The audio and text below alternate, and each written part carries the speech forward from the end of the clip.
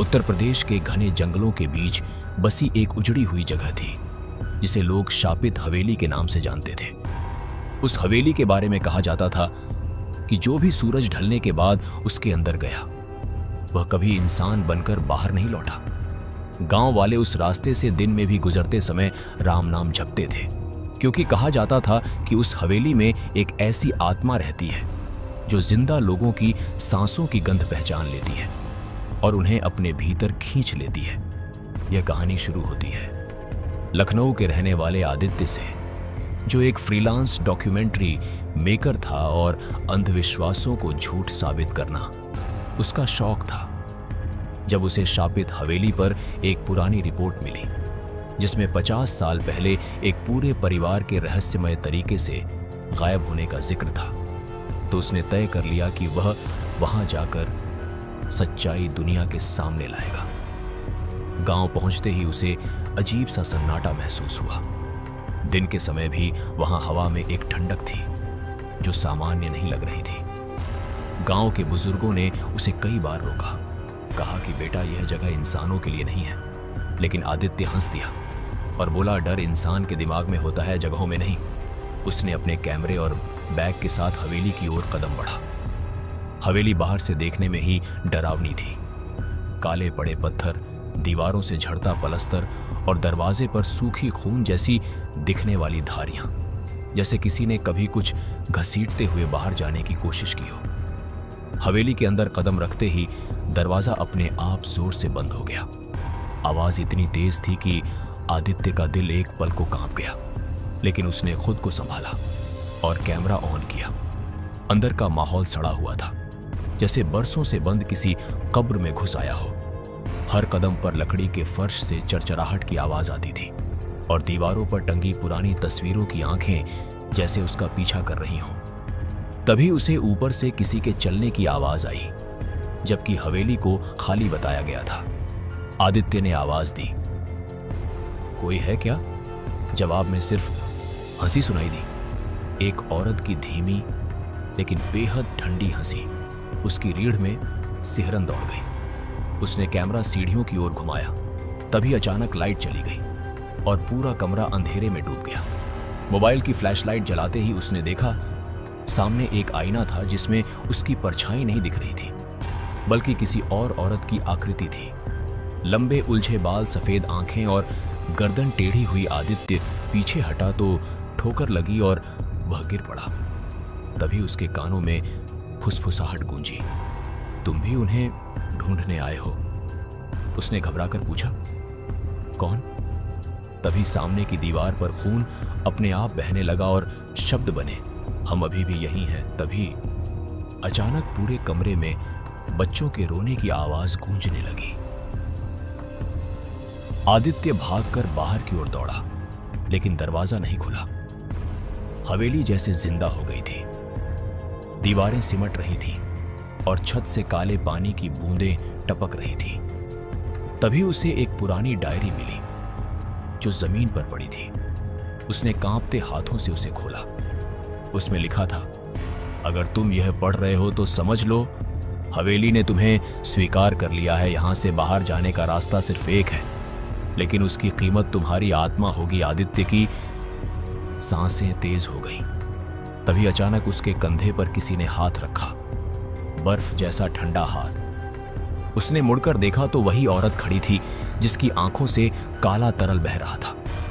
उसने धीमी आवाज में कहा, तुम हमें आजाद करने आए हो या हमारे जैसे बनने? आदित्य चीखा और उसी पल हवेली की सारी खिड़कियां एक साथ खुल गईं और बाहर से काली हवा अंदर भर गई। कैमरा जमीन पर गिरकर रिकॉर्ड करता रहा और आदित्य की चीखें उस अंधेरे में घुलती चली गईं और इसी के साथ हवेली के दरवाजे पर फिर से ताजा खून की धारियां उभर आईं, जैसे किसी नए मेहमान के आने का निशान हो। अध्याय 1 यहीं खत्म नहीं होता, बल्कि यहीं से असली कहानी शुरू होती है। आदित्य की चीखें हवेली की दीवारों में गूंजकर अचानक खामोश हो गईं और उसी पल गांव के बाहर खड़े बरगद के पेड़ से सैकड़ों सूखे पत्ते एक साथ जमीन पर गिर पड़े, जैसे किसी ने सांस छोड़ दी हो। गांव वालों ने दूर से हवेली की खिड़कियों में हल्की सी लाल रोशनी जलती देखी, लेकिन किसी की हिम्मत नहीं हुई पास जाने की। उसी रात आदित्य का कैमरा अपने आप रिकॉर्ड होता रहा और सुबह होते ही गांव के रास्ते के किनारे पड़ा मिला, लेकिन आदित्य कहीं नहीं था। कैमरे की फुटेज जब गांव के एक लड़के ने देखी तो आखिरी सीन में आदित्य दीवार से चिपका हुआ दिख रहा था। उसकी आंखें पूरी तरह काली हो चुकी थी और उसके पीछे वही औरत खड़ी थी जो उसके कान में कुछ फुसफुसा रही थी। तभी कैमरा गिर गया और रिकॉर्डिंग खत्म हो गई। यह खबर धीरे धीरे शहर तक पहुंची और आदित्य की बहन अनन्या तक जा पहुंची। अनन्या एक तर्कशील और मजबूत इरादों वाली लड़की थी। उसने भाई के लापता होने को हादसा मानने से इनकार कर दिया और कैमरा हाथ में लेते ही उस हवेली तक पहुंचने का फैसला कर लिया। गांव पहुंचते ही उसे भी वही अजीब ठंडक महसूस हुई, लेकिन उसने खुद को संभाला और हवेली के सामने खड़े होकर जोर से बोली, मैं डरने नहीं आई हूं, मैं अपने भाई को लेने आई हूं। उसके शब्द सुनते ही हवेली के भीतर से जैसे किसी ने गहरी सांस ली और दरवाजा अपने आप चरमराते हुए खुल गया। अनन्या ने कदम अंदर रखा तो फर्श पर सूखे खून के निशान उसे अंदर की ओर ले जाते दिखे, जैसे किसी ने जानबूझकर रास्ता दिखाया हो। तभी पीछे से दरवाजा अपने आप बंद हो गया और बाहर की दुनिया कट गई। अंदर घुसते ही उसे बच्चों की हंसी सुनाई दी, लेकिन वह हंसी खुशी की नहीं बल्कि दर्द से भरी हुई थी। दीवारों पर वही पुरानी तस्वीरें थीं, लेकिन अब उनकी आंखें हिल रही थीं और कुछ तस्वीरों में चेहरे बदलते जा रहे थे, जैसे वो जिंदा हो। अनन्या ने आदित्य का नाम पुकारा। तभी ऊपर से किसी के गिरने की आवाज आई। वह दौड़कर ऊपर पहुंची तो देखा एक कमरा था जिसमें जमीन पर ढेर सारी हड्डियां पड़ी थीं और बीच में आदित्य का कैमरा रखा था। कैमरे के पास एक आईना था जिसमें अनन्या को अपना चेहरा नहीं बल्कि उसी औरत का चेहरा दिख रहा था। उसके होंठ हिले और आवाज आई, अगर उसे चाहिए तो सच सुनना पड़ेगा। तभी कमरे की दीवारें काली पड़ने लगीं और अचानक दृश्य बदल गया। अनन्या ने खुद को 50 साल पहले उसी हवेली में पाया। वहां एक परिवार रहता था, पति पत्नी और 2 छोटे बच्चे। गांव वालों ने उन पर तंत्र विद्या करने का आरोप लगाया था और एक रात सबने मिलकर उन्हें हवेली में जिंदा जला दिया था। लेकिन मरते वक्त उस मां ने श्राप दिया था कि जो भी यहां आएगा उसकी आत्मा यहीं कैद होगी। दृश्य खत्म होते ही अनन्या चीख पड़ी। तभी अंधेरे से वही औरत निकली। उसका चेहरा आधा जला हुआ था और आंखों से खून बह रहा था।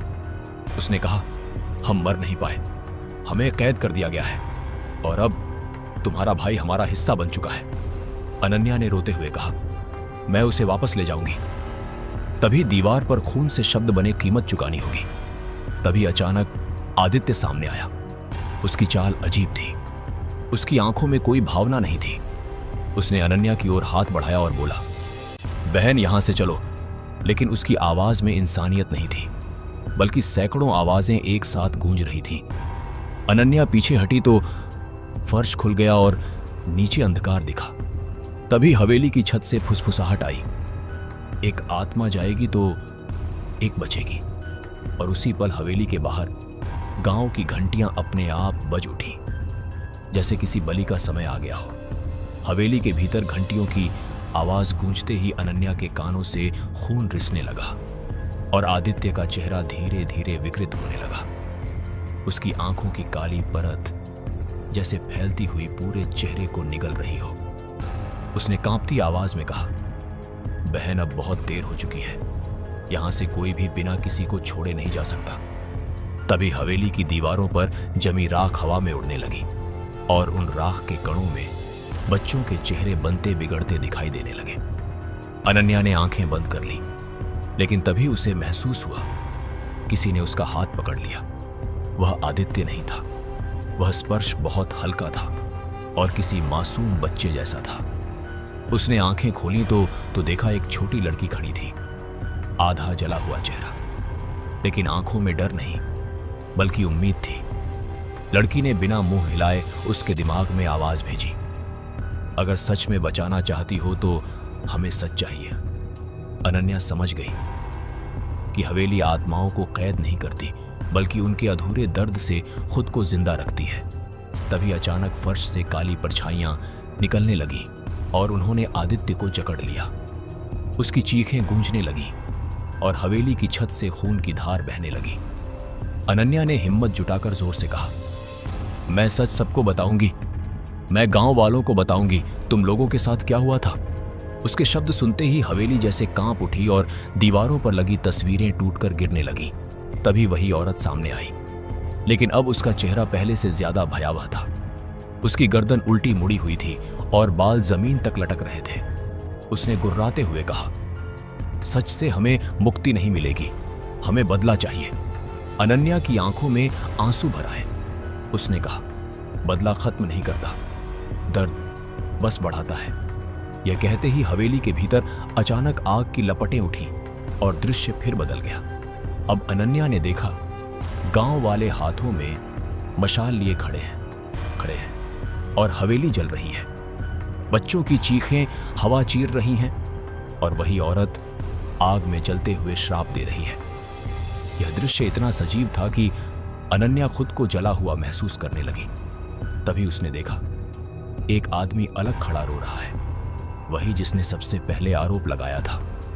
उसका डर और पछतावा हवेली की नींव में समा गया था। दृश्य खत्म होते ही अनन्या वापस उसी कमरे में थी और आदित्य अब घुटनों के बल बैठा कांप रहा था। उसकी आंखों में थोड़ी सी चमक लौट आई। उसने कमजोर आवाज में कहा, अनन्या, अगर सच बाहर आया तो हवेली टूट जाएगी, लेकिन मैं भी उसके साथ खत्म हो जाऊंगा। अनन्या का दिल टूट गया। तभी हवेली की हर दीवार से आवाज आई, फैसला करो। एक आत्मा आया। सैकड़ों अनन्या ने आंखें बंद कर लीं और उसी पल उसने कैमरा उठाया और रिकॉर्ड बटन दबाकर हवेली के इतिहास को जोर जोर से बोलना शुरू किया। जैसे जैसे सच बाहर आता गया, हवेली की दीवारों में दरारें पड़ने लगीं। आत्माओं की चीखें गुस्से से नहीं बल्कि राहत से भरी थीं। आदित्य ने मुस्कुराकर अनन्या की ओर देखा और बोला, शायद यही सही है। तभी उसकी देह राख में बदलने लगी और हवेली के दरवाजे अपने आप खुल गए। बाहर पहली बार सूरज की रोशनी अंदर आई, लेकिन जैसे ही अनन्या बाहर कदम रखने लगी, पीछे से वही जली हुई औरत की आवाज आई, यह अंत नहीं है, सच कभी भी पूरी तरह नहीं मरता।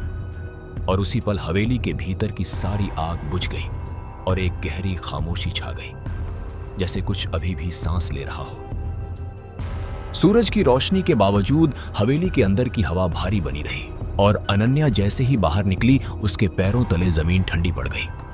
उसने पीछे मुड़कर देखा तो हवेली अब भी खड़ी थी, लेकिन उसकी दीवारों पर दरारें धड़कती हुई नसों की तरह हिल रही थीं।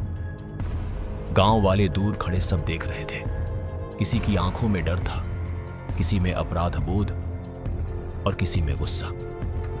अनन्या ने कैमरा नीचे रखा और कांपती आवाज में पूरी सच्चाई सबके सामने रख दी। हवेली में जलाए गए उस परिवार की कहानी, बच्चों की चीखें और गांव वालों की क्रूरता सुनते ही कई लोग जमीन पर बैठकर रोने लगे। लेकिन तभी अचानक हवेली के भीतर से तेज हंसी गूंजी, वही हंसी जो आदित्य ने सबसे पहले सुनी थी, और हवेली की दरारों से काला धुआं निकलने लगा। अनन्या समझ गई कि सच बताना काफी नहीं था, क्योंकि जिन लोगों ने अपराध किया था उनमें से कुछ अब भी जिंदा थे और उनके दिल में पश्चाताप नहीं बल्कि डर था। उसी धुएं से परछाइयां बनी और उन्होंने उन गांव वालों की ओर उंगलियां उठाई जिनके हाथ कभी आग से सने थे। एक बूढ़ा आदमी चीखने लगा और जमीन पर गिर पड़ा। उसके शरीर पर जले हुए निशान उभरने लगे, जैसे अतीत उसे पकड़ रहा हो। अनन्या ने आगे बढ़कर कहा, यह हवेली तब तक शांत नहीं होगी जब तक दोष स्वीकार नहीं किया जाएगा। तभी अचानक हवा थम गई और सबकी नजरें एक ही आदमी पर टिक गई, जो अब तक चुप खड़ा था। वही आदमी जो वर्षों पहले आरोप लगाने वालों में सबसे आगे था। उसकी आंखें लाल हो चुकी थीं और उसके मुंह से अजीब सी आवाज निकल रही थी, जैसे दो लोग एक साथ बोल रहे हों। उसने कांपते हुए कहा, मैंने किया था, मैंने ही आग लगाने को कहा था, लेकिन मैंने सबके लिए किया था। तभी हवेली के भीतर से बच्चों के रोने की आवाज आई और जमीन पर खून से शब्द उभरे। झूठ। अनन्या ने देखा उस आदमी की परछाई उससे अलग होकर हवेली की ओर खिंच रही थी। वह आदमी चीखता हुआ घुटनों के बल गिर पड़ा और बोला, माफ कर दो। तभी हवेली का दरवाजा जोर से खुला और काली हवा ने उसे अंदर खींच लिया। सब कुछ सेकंड में खत्म हो गया। हवेली फिर शांत हो गई, लेकिन अब उसकी दीवारों पर लगी दरारें धीरे धीरे भरने लगी, जैसे उसने अपना हक ले लिया हो। गांव वाले डर के मारे भाग गए। अनन्या अकेली खड़ी रह गई। उसने सोचा अब सब खत्म हो गया है, लेकिन तभी उसे पीछे से आदित्य की हल्की सी आवाज सुनाई दी। बहन, उसने मुड़कर देखा। वहां कोई नहीं था, लेकिन कैमरा अपने आप ऑन हो चुका था। स्क्रीन पर आदित्य का चेहरा दिखा, आधा इंसान आधा परछाई। उसने कहा, हवेली ने मुझे छोड़ा नहीं, उसने मुझे रास्ता बना दिया। अब जो भी यहां आएगा उसे सच पता चलेगा और यह जगह कभी भूखी नहीं रहेगी। स्क्रीन ब्लैक हो गई और कैमरा बंद हो गया। अनन्या समझ गई कि हवेली खत्म नहीं हुई है, वह बस बदल गई है। अब वह उन लोगों को बुलाएगी जो सच से भागते हैं, और दूर कहीं जंगल के भीतर से फिर वही हंसी गूंजी जो बताती थी कि यह कहानी अभी जिंदा है और अगला कदम किसका होगा यह हवेली खुद तय करेगी। रात गहराते ही जंगल के रास्ते पर एक अजीब सी हलचल शुरू हो गई। अनन्या गांव से निकल चुकी थी, लेकिन उसके कदम अपने आप रुक गए, क्योंकि उसे महसूस हुआ कि कोई लगातार उसके पीछे चल रहा है। उसने मुड़कर देखा तो रास्ता खाली था, मगर जमीन पर गीले पैरों के निशान बनते जा रहे थे, जैसे कोई अदृश्य चीज उसका पीछा कर रही हो। तभी उसके कैमरे से फिर वही खरखराहट की आवाज आई। स्क्रीन अपने आप जल उठी और इस बार आदित्य का चेहरा और ज्यादा बदला हुआ था। उसकी आंखों में अब डर नहीं, बल्कि खालीपन था। उसने कहा, हवेली ने आज पहली बार खून पिया है, अब वह और मांगेगी। अनन्या का दिल बैठ गया। उसने पूछा, तुम कहां हो? जवाब में कैमरे की स्क्रीन पर हवेली के भीतर का दृश्य उभर आया, जहां दीवारों से परछाइयां अलग होकर रेंग रही थीं और हर परछाई में गांव वालों के चेहरे दिख रहे थे जो सालों पहले मर चुके थे। आदित्य की आवाज फिर गूंजी, हवेली अब समय से बाहर जी रही है, जो भी इसके बारे में जानेगा वह इससे जुड़ जाएगा। अनन्या ने कैमरा जमीन पर फेंक दिया और भागने लगी, लेकिन जैसे ही उसने सड़क पार की, उसे महसूस हुआ कि हवा अचानक गर्म हो गई है। उसने पीछे देखा तो जंगल के उस पार वही हवेली अब और पास दिखाई दे रही थी, जैसे दूरी सिमट रही हो। तभी उसे समझ आया कि हवेली किसी एक जगह तक सीमित नहीं रही, वह उसकी यादों में, उसके डर में और उसके अपराध बोध में घर बना रही है। शहर पहुंचने के बाद भी अनन्या को चैन नहीं मिला। रात को उसकी खिड़की के बाहर बच्चों की हंसी सुनाई देती और दीवारों पर जले हुए हाथों के निशान उभर आते। एक रात उसने सपना देखा कि वह अपने कमरे में बैठी है और दरवाजा धीरे धीरे खुल रहा है। बाहर वही औरत खड़ी है जिसकी आंखों से काला तरल बह रहा है। उसने कहा, तुमने सच फैलाया, अब तुम्हारी जिम्मेदारी है कि इसे याद रखा जाए।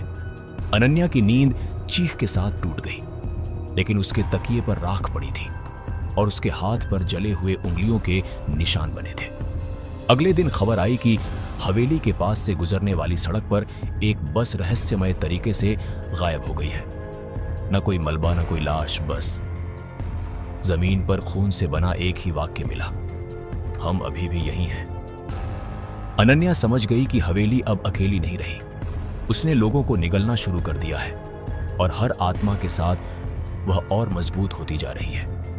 उसने कांपते हाथों से कैमरा उठाया और खुद से कहा, अगर यह कहानी खत्म करनी है तो मुझे फिर उसी जगह लौटना होगा, क्योंकि कुछ दरवाजे एक बार खुल जाएं तो उन्हें बंद करने का रास्ता सिर्फ वहीं मिलता है जहां से वे खुले थे।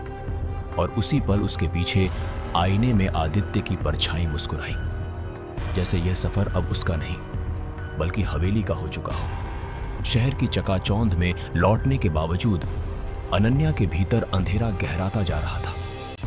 हर रात उसे वही सपना आता जिसमें हवेली की सीढ़ियां उसके सामने अपने आप उग आती और हर सीढ़ी पर किसी परिचित का चेहरा उभरा होता, कभी आदित्य, कभी वही जली हुई औरत, कभी वे बच्चे जिनकी आंखों में अब मासूमियत नहीं बल्कि इंतजार था। एक सुबह अनन्या ने अखबार खोला तो पहले पन्ने पर वही खबर थी, एक और गाड़ी लापता, वही इलाका, वही समय, और इस बार ड्राइवर की सीट पर खून से लिखा था, लौट आओ। अनन्या का शरीर ठंडा पड़ गया। उसे समझ आ गया कि यह संदेश उसी के लिए है।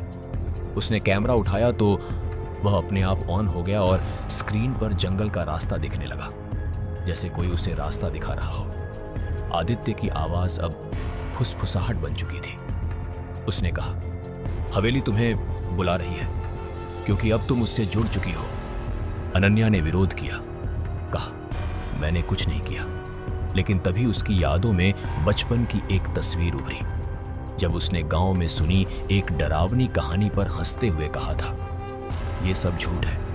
उस हंसी के साथ ही हवेली की दीवारें मजबूत होती गई थी। अनन्या को पहली बार एहसास हुआ कि केवल अपराध ही नहीं, अविश्वास भी उस जगह को ताकत देता है। वह उसी रात वापस जंगल की ओर निकल पड़ी। रास्ते में हर मोड़ पर उसे वही निशान दिखे, गीले पैरों के निशान जो अब उसके अपने जैसे लग रहे थे। हवेली सामने आई तो पहले से अलग थी। अब वह टूटी हुई नहीं बल्कि और जीवित लग रही थी, जैसे सांस ले रही हो। दरवाजा खुला और भीतर कदम रखते ही अनन्या ने महसूस किया कि उसकी परछाई उससे पहले अंदर जा चुकी है। दीवारों पर नई तस्वीरें टंगी थीं, जिनमें हाल ही में गायब हुए लोगों के चेहरे थे, और सबसे आखिर में उसकी अपनी तस्वीर थी। अधजली हुई आंखें, खाली और होठों पर वही हंसी जो उसने कभी डर को झूठ कहा था। तभी फर्श से आवाज आई, अब तुम समझी हो। अनन्या ने नीचे देखा तो वे बच्चे खड़े थे, लेकिन अब उनके पैर जमीन को नहीं छू रहे थे। उन्होंने एक साथ कहा, हवेली को खत्म नहीं किया जा सकता, सिर्फ उसकी जगह बदली जा सकती है। तभी आदित्य सामने आया। उसका शरीर अब पूरी तरह परछाई बन चुका था। उसने कहा, अगर तुम यहां रहोगी तो हवेली तुम्हारे भीतर सिमट जाएगी और बाहर की दुनिया बचेगी। अनन्या की आंखों से आंसू गिरने लगे। उसे समझ आ गया कि अब चुनाव का समय फिर आ गया है। इस बार किसी और का नहीं, उसका अपना। और हवेली की दीवारों पर खून से आखिरी वाक्य उभरा, तैयार हो जाओ क्योंकि सुबह तक एक नया पहरेदार चुना जाएगा। हवेली के भीतर समय जैसे रुक गया था। न रात थी न दिन, बस दीवारों से टपकती ठंड और सांसों की आवाजें। अनन्या उसी जगह खड़ी रही जहां उसकी परछाई उससे अलग होकर दीवार में समा गई थी। उसे लगा जैसे उसका आधा अस्तित्व पहले ही हवेली ने निगल लिया हो। तभी फर्श पर बने खून के शब्द धीरे धीरे मिटने लगे और उनकी जगह नए शब्द उभरे। स्मरण ही बंधन है। बच्चों की आत्माएं उसके चारों ओर घूमने लगी, लेकिन अब उनकी आंखों में पीड़ा के साथ एक अजीब सी शांति थी।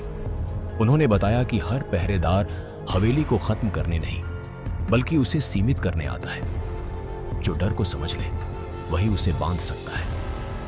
आदित्य आगे बढ़ा और पहली बार उसके चेहरे पर पछतावा साफ दिखा। उसने कहा, मैंने सच दिखाने की कोशिश की, लेकिन लोगों का डर लालच बन गया और हवेली फैलती गई। अनन्या ने कांपती आवाज में पूछा, क्या मैं भी तुम्हारी तरह बन जाऊंगी? आदित्य ने सिर हिलाया और बोला, फर्क बस इतना होगा कि तुम इसे भूखा रख सकोगी। तभी हवेली की दीवारें हिलने लगी और बाहर से सैकड़ों आवाजें एक साथ चीखने लगी, जैसे सभी आत्माएं एक साथ बाहर निकलना चाहती हों। अनन्या ने आंखें बंद की और अपने भीतर झांका। उसे एहसास हुआ कि हवेली दरअसल एक जगह नहीं बल्कि उन कहानियों का ढेर है जिन्हें सच मानने से लोग डरते हैं। उसने बच्चों की ओर देखा और कहा, अगर मैं यहां रहूं तो क्या तुम आजाद हो जाओगे? बच्चों ने मुस्कुराकर सिर हिलाया और एक एक करके हवा में घुलने लगे। तभी हवेली के भीतर का अंधेरा सिमटने लगा और उसकी दीवारें पत्थर से बदलकर राख बनने लगी। अनन्या ने महसूस किया कि उसका शरीर हल्का हो रहा है, लेकिन उसकी यादें भारी होती जा रही हैं। आदित्य की परछाई पीछे हटने लगी और उसने आखिरी बार कहा, अब तुम देखोगी, लेकिन कोई तुम्हें देख नहीं पाएगा। जैसे ही पहली किरण हवेली के भीतर पड़ी, अनन्या का शरीर गायब हो गया। बाहर जंगल में हवेली फिर से पुरानी खंडहर जैसी दिखने लगी, लेकिन अब उसके भीतर कोई चीख नहीं थी, बस एक धीमी सांस थी। दूर शहर में उसी सुबह कुछ लोगों ने सपना देखा कि एक औरत अंधेरे में खड़ी है, आंखों में चेतावनी और होठों पर खामोशी, और किसी ने नहीं जाना कि उसी पल एक नई पहरेदार ने अपनी कहानी शुरू कर दी है, जो डर को जिंदा नहीं रहने देगी, लेकिन उसे कभी मरने भी नहीं देगी। समय बीतने लगा, लेकिन हवेली की सांस अब भी चल रही थी। फर्क सिर्फ इतना था कि उसकी भूख नियंत्रित थी।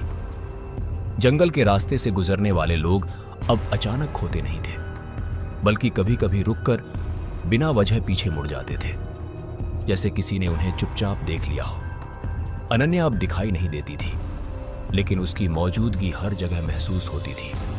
हवेली की दीवारों पर अब खून नहीं, बल्कि धुंध उभरती थी, और उस धुंध में वे दृश्य दिखते थे जिन्हें लोग भूलना चाहते थे। कहीं किसी का झूठ, कहीं किसी का अधूरा अपराध, कहीं किसी का डर जिसे उसने दबा रखा था। हवेली अब उन्हीं को खींचती थी जो सच से भागते थे। एक रात शहर में एक पत्रकार ने आदित्य की पुरानी फुटेज फिर से चलाने की कोशिश की। जैसे ही वीडियो प्ले हुआ, स्क्रीन पर अनन्या का चेहरा उभरा, शांत लेकिन चेतावनी से भरा हुआ। उसने बिना आवाज के कहा, कुछ कहानियां देखने के लिए नहीं होती, और उसी पल पत्रकार की लाइट बंद हो गई। अगली सुबह वह जीवित था, लेकिन उसकी आवाज चली गई थी। वह बोल नहीं सकता था, बस कागज पर एक ही वाक्य लिखता रहा, मैंने देख लिया। जंगल में बच्चों की आत्माएं अब नहीं भटकती थीं, लेकिन कभी कभी पेड़ों के बीच हंसी गूंज जाती, जैसे कोई खेल खत्म होने पर चैन की सांस ले रहा हो। हवेली अब खुद नहीं बुलाती ये थी, बल्कि लोगों के डर उसे रास्ता दिखाते थे, और हर बार जब कोई सच को दबाने की कोशिश करता, कहीं दूर किसी दीवार पर दरार पड़ जाती। अनन्या की चेतना हवेली तक सीमित नहीं रही।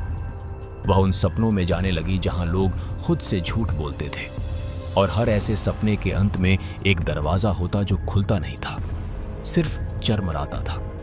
एक दिन गांव के पास एक बच्चा रास्ता भटक गया। वह डरते हुए हवेली के दरवाजे तक पहुंचा, लेकिन दरवाजा नहीं खुला। सिर्फ भीतर से एक धीमी आवाज आई, यहां तुम्हारा काम नहीं। बच्चा सुरक्षित लौट आया, और उसी रात हवेली की एक दीवार खुद बाय खुद गिर गई, जैसे किसी ने सही फैसला किया हो। पर अंधेरा पूरी तरह खत्म नहीं हुआ, क्योंकि कुछ लोग अब भी डर को हथियार बनाते थे, और जब भी ऐसा होता, दूर कहीं अनन्या की परछाई गहरी हो जाती, क्योंकि पहरेदार होने का मतलब मुक्ति नहीं था, बल्कि हमेशा जागते रहना था। और यह कहानी अब हवेली की नहीं, बल्कि उन लोगों की थी जो सच से आंख मिलाने की हिम्मत नहीं रखते थे। धीरे धीरे दुनिया ने मान लिया कि वह जंगल बस एक पुरानी वीरान जगह है, लेकिन जिन लोगों ने सच को मोड़ने की कोशिश की, उनके जीवन में अजीब दरारें पड़ने लगीं। कोई बिना वजह रात में उठकर दीवारें खुरचने लगता, कोई अपने ही प्रतिबिंब से डरकर शीशे तोड़ देता, क्योंकि अब हवेली दूर होते हुए भी पास थी। अनन्या की चेतना और गहरी हो चुकी थी। वह अब सिर्फ पहरेदार नहीं रही, बल्कि एक कसौटी बन गई थी। जो भी अपने डर से भागता, उसके रास्ते में संकेत आने लगते। सपनों में वही हवेली कभी किसी ऑफिस के गलियारे में, कभी किसी घर के आंगन में, कभी किसी अस्पताल के वार्ड में खड़ी दिखती। एक रात उसी गांव का एक युवक, जो बाहर शहर में जाकर झूठे आरोपों से लोगों को फंसाता था, अचानक घर लौटा। उसके माथे पर पसीना था और आंखें खाली। उसने अपनी मां से कहा, मुझे कोई बुला रहा है, और जंगल की ओर चल पड़ा। सुबह उसकी लाश नहीं मिली, लेकिन हवेली की दीवार पर एक नया दृश्य उभरा, जिसमें वह युवक घुटनों के बल बैठा अपने अपराध स्वीकार कर रहा था। उसी दिन से गांव में यह अफवाह फैलने लगी कि अब हवेली मारती नहीं, बल्कि सच निकलवा लेती है। आदित्य की परछाई कभी कभी हवेली की छत पर दिखाई देती, लेकिन अब वह बंधन नहीं थी, बल्कि चेतावनी थी।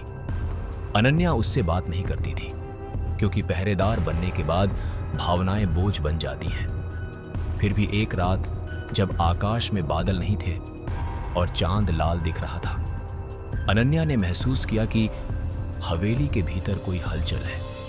कोई ऐसा डर आया है जो पहले कभी नहीं आया था। यह डर अपराध से नहीं बल्कि आनंद से पैदा हुआ था, किसी ऐसे इंसान का जो दूसरों को डराकर खुश होता था। और जैसे ही वह डर हवेली में उतरा, दीवारें पहली बार कांपी। अनन्या समझ गई कि अब परीक्षा बदल चुकी है, क्योंकि झूठ से पैदा हुआ डर सीमित होता है, लेकिन आनंद से पैदा हुआ डर हवेली को फिर से भूखा बना सकता है। और उसी क्षण हवेली के सबसे पुराने कमरे का दरवाजा अपने आप खुल गया, जिसे अनन्या ने कभी नहीं खोला था। और अंदर से वही जली हुई औरत की आवाज आई, क्या तुम अब भी पहरेदार हो या सिर्फ कहानी बन चुकी हो?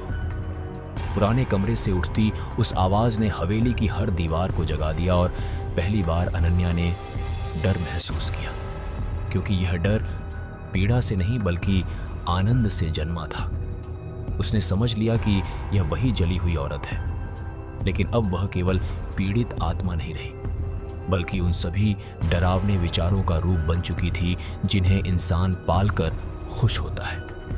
अनन्या ने कमरे में कदम रखा तो देखा वहां कोई आग नहीं, कोई जली लाश नहीं, बल्कि एक आईना था। और उस आईने में अनन्या खुद को नहीं बल्कि दुनिया के चेहरे देख रही थी। वे चेहरे जो दूसरों को डराकर हंसते हैं, झूठ फैलाकर तालियां बटोरते हैं और दर्द को मनोरंजन बनाते हैं। औरत की आवाज फिर गूंजी, तुमने अपराध को रोका, लेकिन मनोरंजन बने, डर को नहीं। अनन्या को एहसास हुआ कि हवेली को कभी पूरी तरह खत्म नहीं किया जा सकता, क्योंकि जब तक इंसान डर से मजा लेता रहेगा तब तक यह जगह किसी न किसी रूप में जिंदा रहेगी। उसने आंखें बंद की और पहली बार पहरेदार होने से इनकार किया। उसने कहा, मैं इसे कैद नहीं करूंगी, मैं इसे सबके सामने उजागर करूंगी। उसी पल हवेली की दीवारें गिरने लगी। जंगल, शहर, सपने, स्क्रीन, किताबें सब एक दूसरे में घुलने लगे और हवेली एक जगह न रहकर एक कहानी बन गई। हर उस कहानी में जहां डर बिकता है, जहां सच को तोड़ मरोड़ कर पेश किया जाता है। और उसी पल अनन्या की चेतना टूटकर हजारों टुकड़ों में बंट गई। कोई टुकड़ा किसी सपने में, कोई किसी कहानी में, कोई किसी चेतावनी में बदल गया। हवेली जमीन से गायब हो गई। जंगल में सिर्फ खाली मैदान रह गया, लेकिन उस मैदान से गुजरने वाला हर इंसान अपने भीतर एक सवाल लेकर लौटता, क्या मैं डर से भाग रहा हूं या उसे बेच रहा हूं? आदित्य की परछाई आखिरी बार आसमान में उभरी और फिर मिट गई। बच्चों की हंसी हवा में घुलकर खामोशी बन गई और जली हुई औरत की आवाज भी खत्म हो गई, क्योंकि अब उसे किसी एक जगह की जरूरत नहीं थी। कहानी खत्म हो गई, लेकिन डर खत्म नहीं हुआ। वह अब हवेली में नहीं बल्कि हर उस नजर में जिंदा था जो किसी डरावनी कहानी को सच से ज्यादा पसंद करती है। और अगर तुम्हें यह सब पढ़ते हुए कभी लगा कि कोई शब्द तुम्हें देख रहा है तो समझ लेना, पहरेदार नहीं रहे, कहानी अब तुम्हारे भीतर सांस ले रही है।